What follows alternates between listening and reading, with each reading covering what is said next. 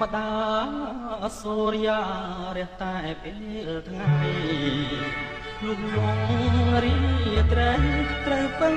រស្មីថ្ងៃដួងព្រះខាឯខ្ញុំពេញវ័យមានសេរីដាតែដូចជាគ្មានន័យទេបំរើចិត្តពេកជាងខ្លួនកើតជាព្រះច័ន្ទមិនស្ដាយរស្មីស្ម័គ្រជួយរីត្រីបំភ្លឺលោកីជួបសែងសូរ្យា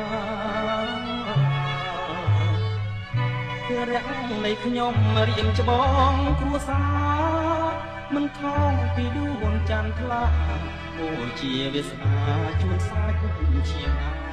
ឯង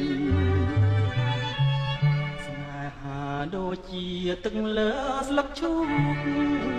ត្រូវខ្យល់បំបោកយំសោកបោកកាយស្ដាយស្លឹកនឹងឈូកចេញបងព្រាត់ពីស្រីតែចិត្តមេត្រីលីផែនដីអូននៅតែស្នេហាបើអូនជាបងតើធ្វើយ៉ាងណាមកខាងស្នេហាមកខាងទៀតគ្រួសារដែលត្រូវដល់ស្វាយអូនហើយស្នេហាអ្នកណាមិនស្ដាយតែធ្វើមិនដេចទៅឆោមឆាយស្រាយរឿងគ្រួសារផងរូបផង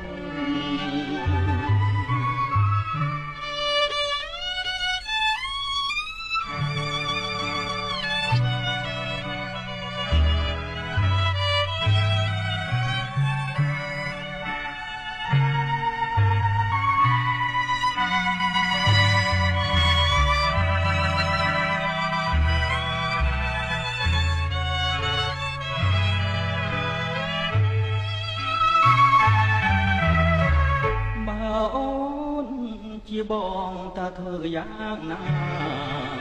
មកខាងស្នេ